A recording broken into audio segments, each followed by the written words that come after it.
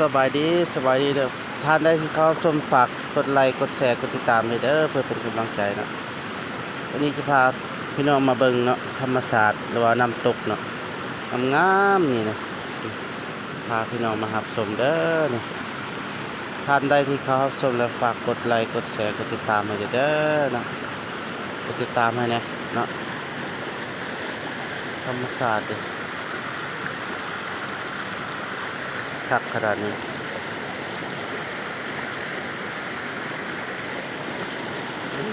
เบิ่งนะครับสุดยอดเลยนี่นะ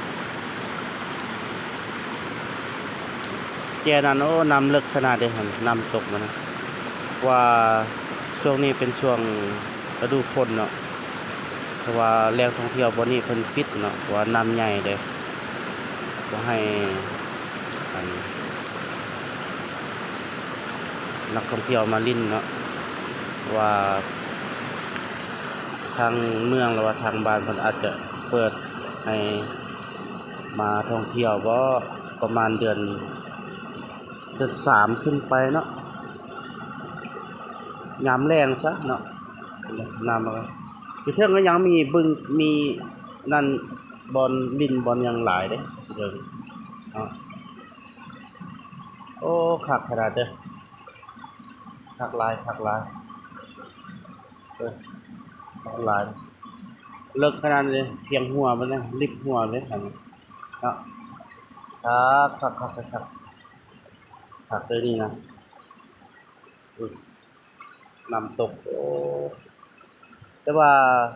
ยามฝนยามหยังเนาะฝนตกบางแห่งน้ำนี่บ่ขุ่นเด้อจะบอกนะว่าช่วงหนึงอะนะมาเวียกแล้วก็มาช่วงฝนตกแห้งเนาะ4-5มื้อติดเดือนกันนี่ยามฝนนี่มาน้ำนี่บ่แห้งเด้อแล้วก็บ่ขุ่นอีกเนาะน้ำซ้ำนี่ปกติเด้อน้ำนี่ห้วยนี้เนาะแล้วสำคัญกดไลค์กดแชร์กดติดตามให้เนาะคักขนาดน้ำนี่เนาะบอกเลยน้ำใหญ่ซ้ำนี่คือจะมีปลามีหยังบ่มีเลยตัวปลาเด้อมีก็มีน้อยปลาน้อยๆนี่ซี้นะว่าปลาใหญ่บ่มีเนาะส่วนหลายธรรมดาเฮาย่าง